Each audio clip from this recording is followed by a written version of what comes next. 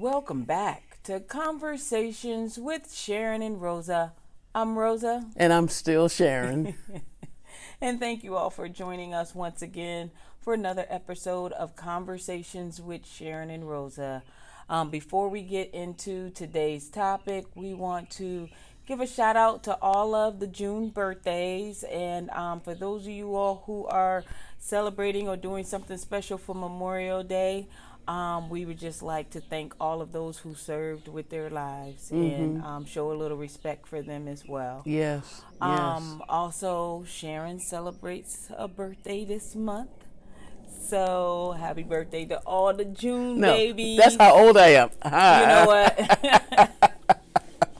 Happy birthday to all of the June babies. Geminis. Hey now. And if this is your first time joining Conversations with Sharyn and Rosa, before we get into today's topic, we have to do shout-outs. Shout-outs. Yeah. You want me to do them?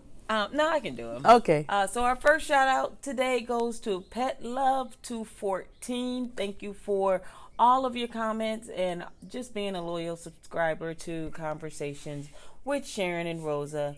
Also, next is Kee, K-E-E.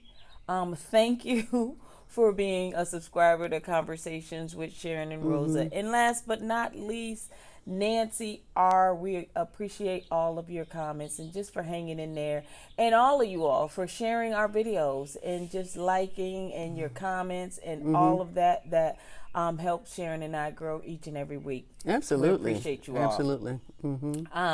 So today our topic is, well, I would say it's a little deep. It's a little deep for me, and we'll get into that in a little bit. But before we go into today's topic, we need to do a disclaimer that Sharyn and I are not professionals in any way, shape, or form when it comes to counseling folks. Yeah, but right. Sharyn thinks she can counsel folks, but you know. No PhDs, but I play one on TV, right? But she is a good listener, so I must say that. You all need somebody to just scream at, talk to, yell, call Sharyn. Compare notes. Because I will take it personal, and it'll be an argument before the phone call ends. No, Aries.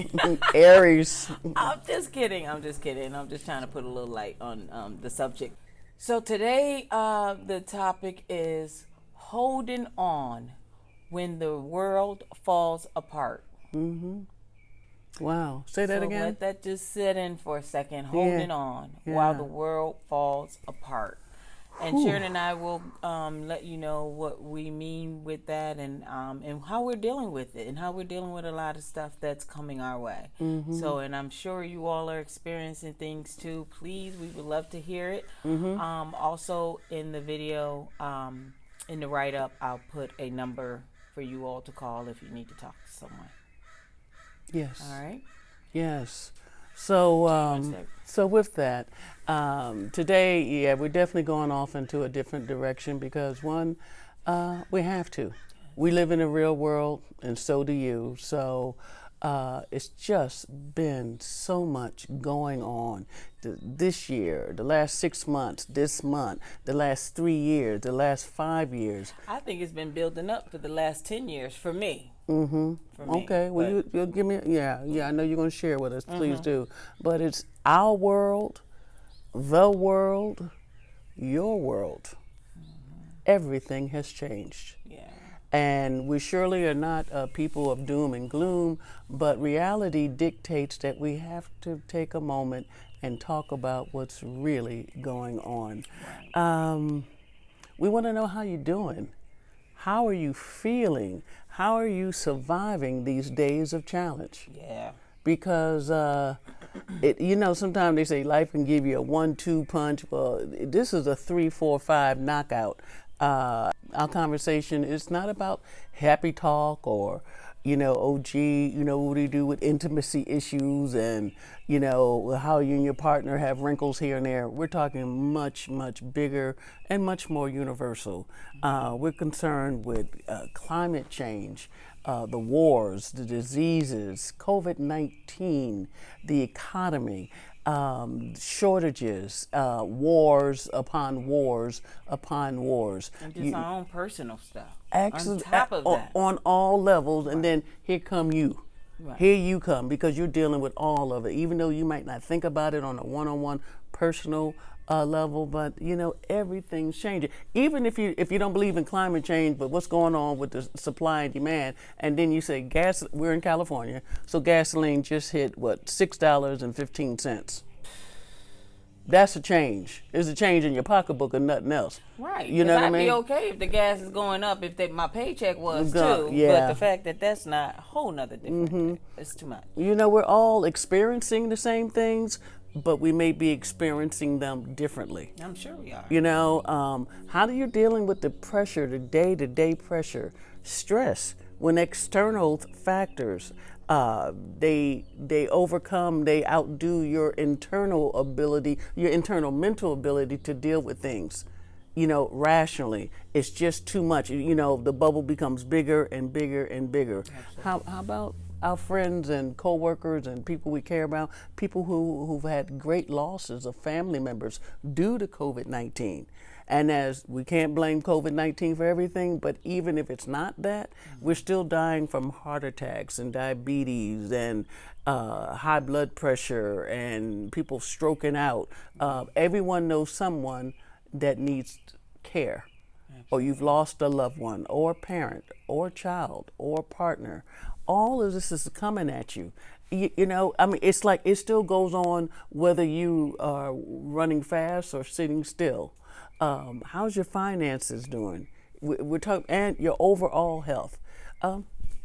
What does the future look like for you? Right. And if you're really in the room of doom and gloom, you might not even want to think about the future.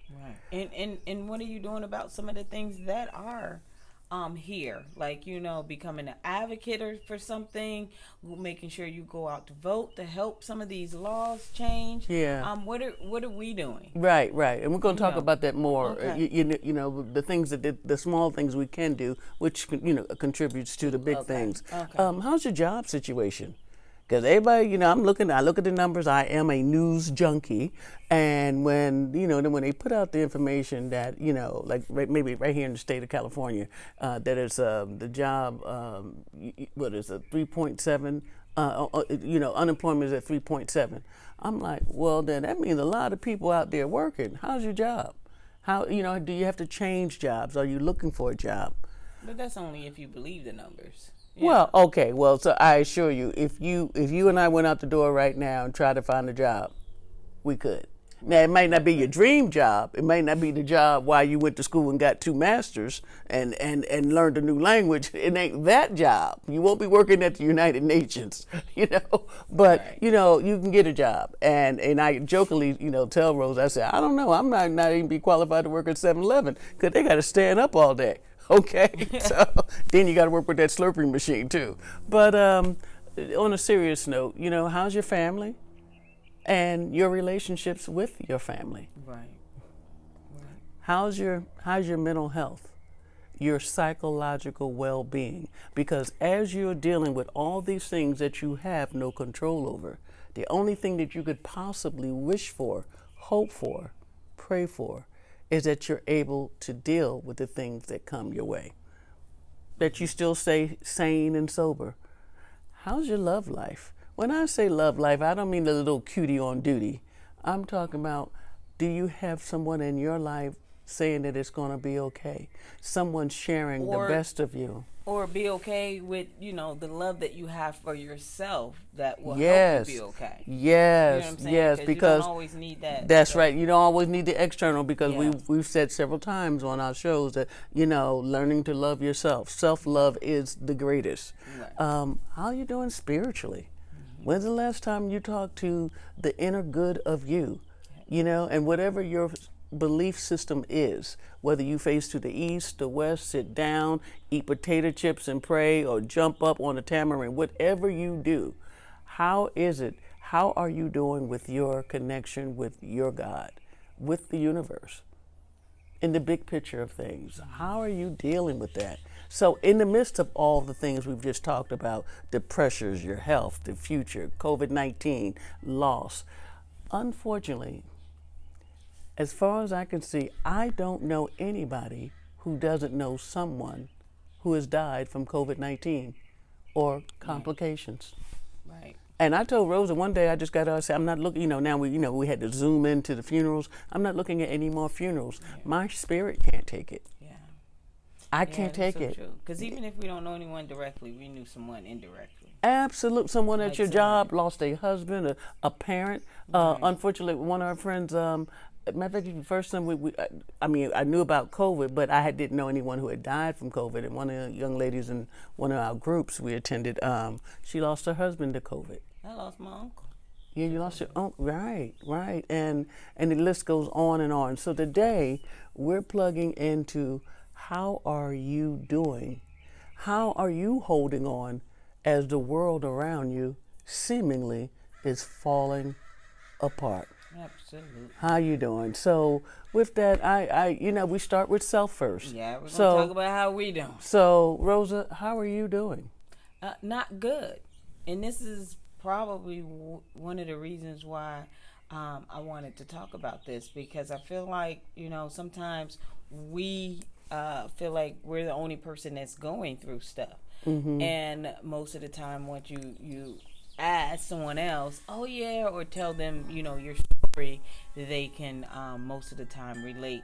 But when I say I'm not doing well, I'm really not. A lot of it is catching up to me. I already have underlying stuff like anxiety and, and I've always been a procrastinator, and hold on. I've always been. That's an admission. Hold on, breakthrough. Could you see how I'm trying to, be serious, and she gotta say something. Wait a minute, you're a procrastinator. Yeah, but I'm just saying that to say, so the little things that you automatically struggle with, mm-hmm. All of this stuff of what the world is bringing is times 10, mm-hmm. and now what you're going through becomes times 10, mm-hmm. Mm-hmm. And so I just feel like a lot is going on in the world, and some of it I'm taking it too personal, and I don't know how to separate that sometimes, because when we think about those poor innocent kids in Texas, mm-hmm. I'm thinking about my children that's in school, and anything can happen. You kiss your child, take them to school, and that's the last time you see them alive. It's heartbreaking, right? And it's like, what can I do? And I get so involved with it, but not just that. Like I was saying earlier when Sharyn was listing all of the things, and I'm saying, like, I think my first wake up call was 9/11. Yep, when September 11 mm-hmm. terrorist attack happened mm-hmm. on the Twin Cities. Yeah. Twin Towers. Twin Towers. I'm mm-hmm. sorry. Yeah. Mm-hmm. That was major for me. Sure. And I think just going through that, life already is going to be life. So yes. You can't help that. You can't predict that. You can't do, no matter how many cycles you go to, you ain't gonna be able to predict it. Mm-hmm. Mm-hmm. So you have to deal with that as it comes. But then you have all of this other stuff, and you got friends that you lost, in the attack on September 11th, and then for me going through my, divorce, there's life, and then and that's in 2001. So that's 21. Exactly. That's a good while ago. Yeah, and just coming out during this time as a lesbian, and trying to raise kids in this crazy world. Then this pandemic happens, and you lose, contact to people for 2 years or more, or you gain it closer, depending on how it worked for you all, because it may have been great for some people and not for others. And our daughter did get COVID. Both my children have had COVID. Yeah. So ouch. It's just the whole, and it's like, how do you even try to keep them strong? You're the parent. So when they ask you a question and you don't have an idea as to why this world is evil to me, why we can't no longer trust people, and all of the things you instilled in your children to do, you know what I'm saying, to be respectful, to, you know, give people an opportunity before, you know, let them, you know, show you that they're not worthy of that opportunity. Don't just, you know, like, just trying to bring them up the best way possible. It's almost like all of that needs to be out the window, and now we need to reprogram them for this craziness that's happening. You know, what do you and do? protect them? You know, they If know somebody about it come- because because it's known to everyone, and Right. no one is exempt. No Believe me, one. no one. Everyone knows. You know, famous people, the homeless guy around the corner, your auntie, your brother, and the woman you work with. Right, You know, right. everyone's been touched by some kind of horror or terror or sadness, and Something. I hadn't even massaged myself, emotionally when we had in Buffalo, New York, with the tragedy of just older Black Americans going to the store to get a cake, a pie, or get some ice cream to take it to somebody, and Absolutely, you get just going to gunned pick down. up something for somebody. Right, you get gunned down in a grocery store. Hadn't even massaged all that pain in the heart, and then here comes is it you told And me? that's the thing when I say Texas. that I'm taking so much of it personally, because I'm from upstate New York. I know Buffalo. You know what I'm saying? Yeah. I don't know that area, but I know Buffalo. I've Yeah. been there several times over. Like, still have friends there. And everything, you know, we can insert ourselves into everything, but should we, or if we do, how do we do that? You know what I'm Right, saying? and at what Growing up- cost? And Yeah. at what cost? And at what cost? And you know, just growing up as a Black woman, we feel like we can tackle anything. Oh, we And can handle it. We strong. Yeah, I mean, we so strong. and that's the thing. We go with this whole strong mentality because, you know, the Black woman in itself, Malcolm X is the first one that said Black women have always been disrespected, unprotected, and neglected. And that is so true. But we know that. And so we go in the world like, you know, trying to overcome that and do other things to show who we are. Right, You know, so right. trying to have this tough attitude, but we're getting into a world now that people are being mad just because we are who we are. And it's like you're coming to shoot people up just because of the color of their skin, of who they are. And we as Black women are still on the front line trying to hold everybody together. Yes. Trying to hold everything up. And it's just becoming too much. Yeah. It's yeah. becoming too much. And the more I talk about it or say something, the more I feel it. Oh, sure. And I sure. want to Sure. learn how to separate myself and what other things that I can do outside of, you know, the voting and to being proactive in some of the things, or trying to just listen in on What's really other going ideas. on? Yeah, exactly. Yeah, What's yeah. really going on? And I know a lot of people are like, oh, you gotta, you know, not watch the news and what, but we gotta live. And the news is part of living because you gotta know what's going on. I cannot walk out of my front door and not know that my street just had, you know, a war on it.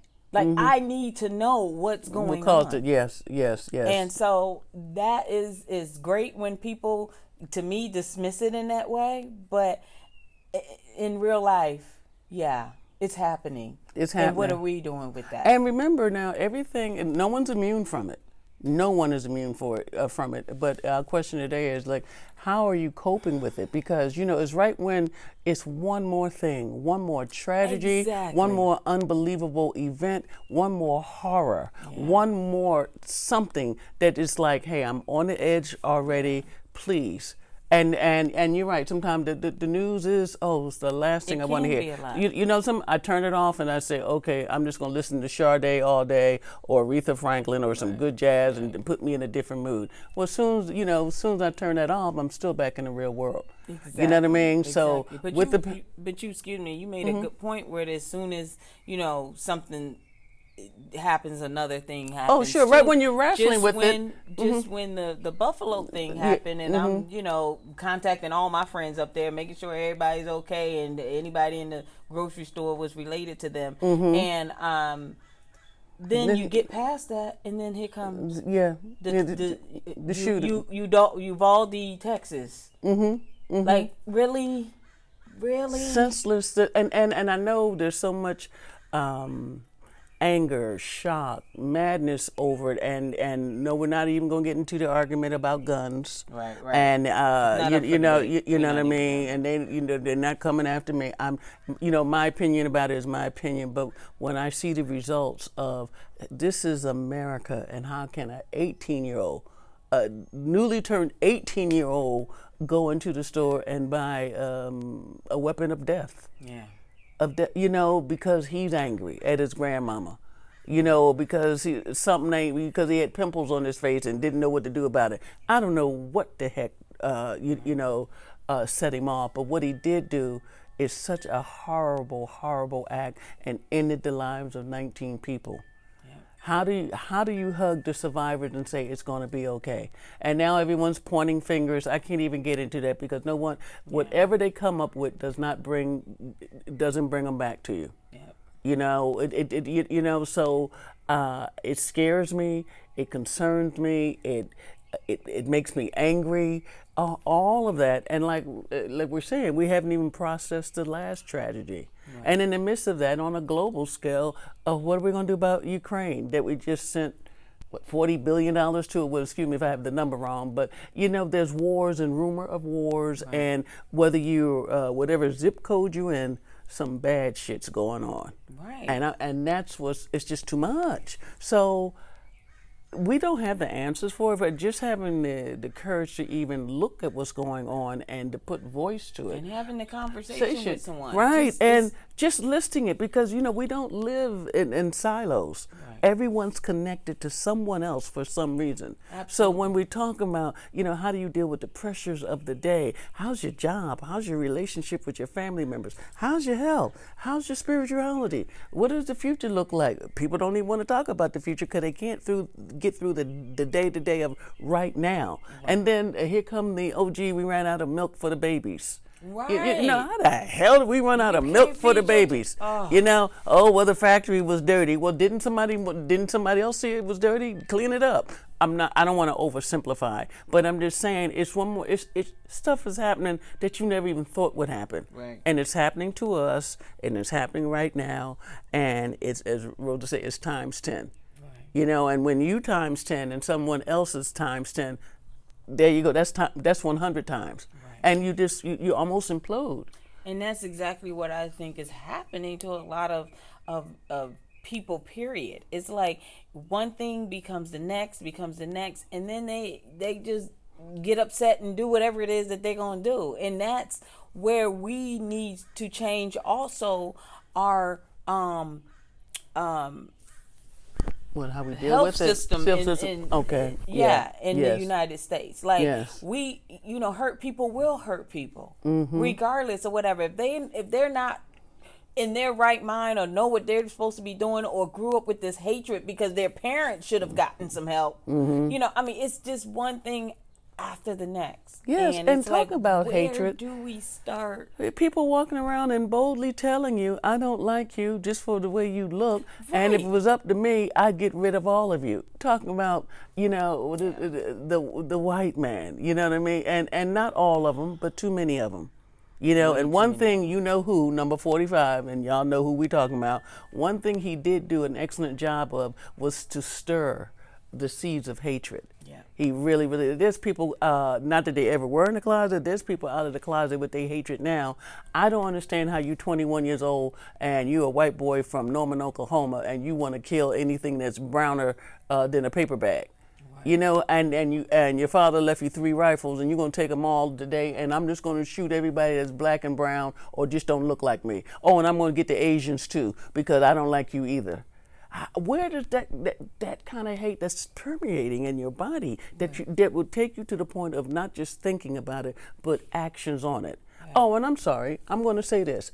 And you sit up there, he's a guy or girl who's been up there looking at violent little games and playing violent games 17 hours out of 24 hours every day. Okay? Yeah. Because you think it's a game. You think it's a game, and it's just nothing. There's no difference between in a game, and then you go out and like, I really did get And a AK-47. it's not the younger people. You got Oh. older people who just, I'm just gonna go to the grocery store and pick up something and let me wear my KKK hoodie. And it while happened. I'm at the grocery store. Right. It happened Like, right here in really? San Diego. Yeah. Fortunately, that event happened very close to us. We're not too far from Santee. And the young man was just feeling some kind of way. He was upset, went home, and he had to go shopping, though. He had to go to the grocery store, went and changed into his KKK, one-size-fit-all suit, and went and was just shopping in the store. And you know what? They couldn't arrest him because... Right. You know, he had done no But harm in to your anyone. mind, why would you do that? Do you want to scare people? Do you want to bring up something like what would you be thinking about that you need to do that? Knowing the history of this country with the KKK. Yes. I can't. And you as a parent, what do you tell your children? If you happen to be in the grocery store, Mom, that man is a little early for Halloween? Or is that a KKK outfit?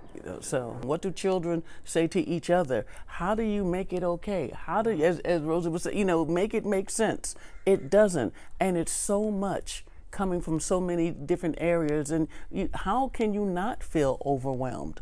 So, but even the things that you were taught from growing up to say hello to everybody. I mean, everything now to me is questioned. Like, I don't necessarily say hello to everybody like I used to because I'm not sure where you are. And you could be the nicest person, in the world. But if you're walking down the street towards me and I'm just getting a feeling, I need to see some type of friendliness in your face, whether you nod your head, whether you, smile with your eyes, and it's a way to do that. Or you just give a smile. I'm not speaking. I'm just not. Yeah. And I shouldn't have to feel that way. I shouldn't have to feel, a panic attack when someone walks into my job and wearing a raincoat when it's not raining. And we are in Southern California. Yeah, you know so what I'm saying? know that it is 87 degrees today. I want to be, get back to at least be comfortable or having some type of faith in people that you used to have. Right, some normalcy. But now you don't. Everyone becomes suspect. And I'll give you Everybody. a quick little example of that. I'm known to frequent 7-Eleven because I got to play my daily number. But in any event, I'm in the 7-Eleven. This is a couple of weeks ago. Guy comes in the door. He rushed into the door. And the door, has some kind of pushback. But he comes to the door like, oh my God, I got to get to 7-Eleven right there. And he was big. He seemed, his manner was aggressive. And I said, well, damn, maybe he just wants to get to that Slurpee machine. The thing is, he scared me. Because when he came through that door, I don't know if he was coming through the door looking for the woman who just cheated on him, or he's angry and just saw two black people walking there. It makes me on edge, and I shouldn't feel that way. And the man was just coming to get some coffee and donuts. Right. But he scared me. So with all this, as we're sharing with you this morning, like I said, we're not into happy talk today. We're into take a deep breath and just look around. It's a lot going on. What can we do? What should we do? Right. And it's no simple answer. Do you have someone that one thing good that's coming up, I think that people are staying in touch even more. Yeah. Make sure you call your auntie who lives by herself. You know what I mean? That was one of the positive things for me that COVID brought. You know what I'm saying? Just to learn to connect to people. And reconnect. Or like connect to new people and be authentic and having a different type of relationship. Like instead of calling, like, we're gonna meet up. I want to see you. I want to physically see you, make sure you're okay, or physically hug you if you got an issue or whatever it may be. Like we're getting together. And it starts with you, because even if if you're not okay, it's hard for you to take care of those other 3 or 4 people on your list that you're the parent. You got to take care of you. and y'all got to take care of each other because you're there to take care of the children. Yeah. Right? So if you go down, basically we all go down because oftentimes we're the linchpin. We're the, we're the center of, we're the glue. We're the glue. And a couple of things that we found out that we can do, and it's not unusual, but it's something we've always been doing. We do start our day with prayer. And I don't care before you pick up that cell phone, brush your teeth, or get the sleep out your eyes. I'm on my knees praying. One, thanking this, thanking the great one too that I've seen another day. But I also say, please help me, help us to help someone else. Because sometimes you don't know. There's people who are looking at you right now and who may envy the life that you're living because they have no idea what you're really going through. Right. So if it's depression, statistically speaking, people are drinking more now. Mm-hmm. Well, they got more time on their hands. I got a little bit of that depression too. When I was talking about anxiety early, depression too. All of that. Yeah. All of that. So what can we do? First of all, I think it would be good for all of us to have the conversation about it. Yeah. Hey, not only am I hurting, I'm scared. I'm concerned. Right. And if that means you need to talk to somebody, a friend, someone a confidant, maybe a church member or someone that you believe may be a little bit more grounded than you are right now, seek that person out. Hey, you got a minute? I just want to run a few things by you. Take care of yourself. Ask yourself the hard questions like, why is it that I feel so down? I've been feeling down for the last 3 months. Right. And if that's not usual for you, you need to find the cause of it. And if you will, do something about it. I know when all this came upon us, I began overeating again. Mm-hmm. And one, because I had time in my hands, I surely had time to, anytime I'm making peach cobbler from scratch, I'm like, you got too much time on your hand and drop the fork. But we deal with our stuff the way we deal with ourselves. If you're a spiritual person, go deeper into your spirituality. You believe in, like I said, I don't care which way you turn, the east, the west, or sit down and hum. Whatever it is that makes you feel better, that puts you in a better place so that you can ready yourself to deal with these outside forces, things that you have no control over. Absolutely. None. And they say we can't control what happens, but we used to say that we can control how we respond to them. Right. At this point, I feel somewhat helpless because, as Rosa said, I hadn't even massaged all my feelings about Buffalo. Because one of the women looked like one of the older ladies who was killed. She looked like one of my aunts. Right. And we can relate, right? And like I hadn't even massaged that, and here comes, Texas, and then the idiots who are running Texas saying his statement he made about the guns. So I don't even want to get into all that, but I just know 19 people lost their life that day for no good reason other than the fact that somebody else was in a really bad place. Or in a bad mood. And didn't know what to do about it. Yep. These are hard times, folks. Very hard. These are hard times, and whatever we're doing, that's working for you. You need to do more of it.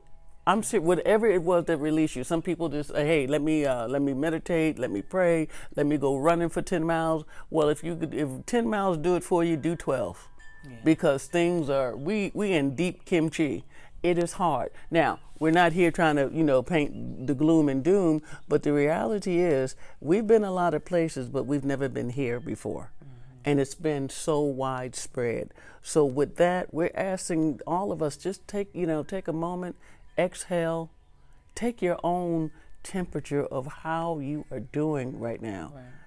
There's people who've lost their jobs, lost their homes, lost loved ones. How do you put all that? As one of my friends who, unfortunately, her husband was killed. He was on a motorcycle, and she said, "I don't know where to file this at. Right. I don't know," because so overcome with pain. I didn't see this coming. I don't know where to put it at. Right. And oftentimes we put it in places that we didn't even know exist before. Right. Or if we failed to do that, it turns into the hurt, turns into anger, the anger turns into despair turns into grief, and it can go, so it just gets very cyclical. Right. And then we're also looking at, the rate of suicides are going up. But for things to get that dark and hurt you that bad, you have to believe that things won't get better and that you have no control over anything. Right. And I'm saying today, whatever you have control over, keep control over it. Yeah. Please believe that this is not here for always, but it surely is a bad moment. And we're asking you to really take your own, like I say, take your own temperature, connect to someone who may be doing a little bit better than you are. Talk about it. Hey, what are you doing? Because you seem like you're navigating this a little bit better than I am. And if you don't have someone like that in your life, find someone. Right. So, and I know we always say, things start with a conversation. And before the conversation, it starts with a thought. Right. So we want to know, how are you thinking? What are you thinking about? How are you thinking? And how are you feeling? And if the answer, and you don't have to respond to us, but I want you to respond to somebody. Right. Does that make sense? Yeah. So that's where we're at. We had to talk about this, and there's so many other, much more conversation that could be attached to this, but we want to keep it, we just started to thread the needle with it. We're hoping, we're praying that everyone is going as okay as they can be, right, considering what's going on. As Rosa had stated before, she will attach numbers that crisis center, suicide hotline. I don't know what you need, but I know how we're feeling, and we're you guys reflect us, so there's a lot of people out there ain't feeling so good either. Yeah. Okay. But as always, we're wishing you the very best of all good things. All good things, Stay safe and stay woke, and get help if you need some. Okay. And on a lighter note, happy Pride. We'll see you next time.